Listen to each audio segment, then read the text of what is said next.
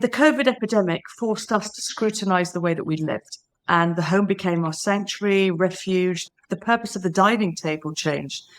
It became a school, a workstation, a gathering place of the family, a hearth of the home.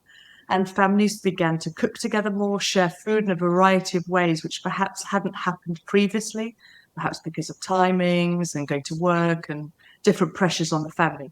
People had more time to cook, bake, hence the big growth in bread and cake baking. And we began to connect to the process and to food and the ingredients that we buy much more and how we consume food. Because that really shifted for us. I think up until that point, it was much more of a grab and go, less thinking about what we were putting in our bodies and also what went into that food that we bought, because then we had to make it ourselves and we started to see the reality of those ingredients. But there was a major cultural shift during that time. We became less concerned with perfection because we were making it ourselves and we're doing our best, but it was never like the shop board.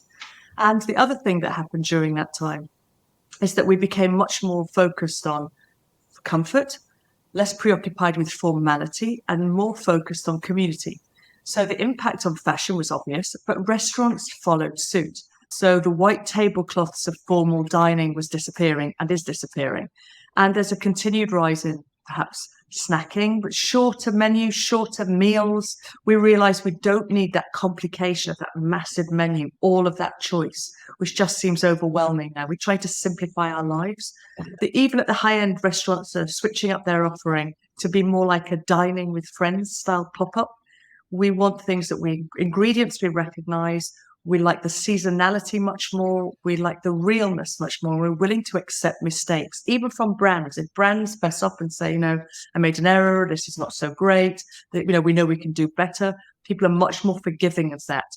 So I think it's a real time for innovation. It's a time for small startups to get something to market, even if it isn't the perfect finished article, because we're now very forgiving as consumers. And that's why it's a really good time to have imperfect veg, imperfect fruit, things that look a lot more homemade. We're wanting that. We're really craving that kind of human touch.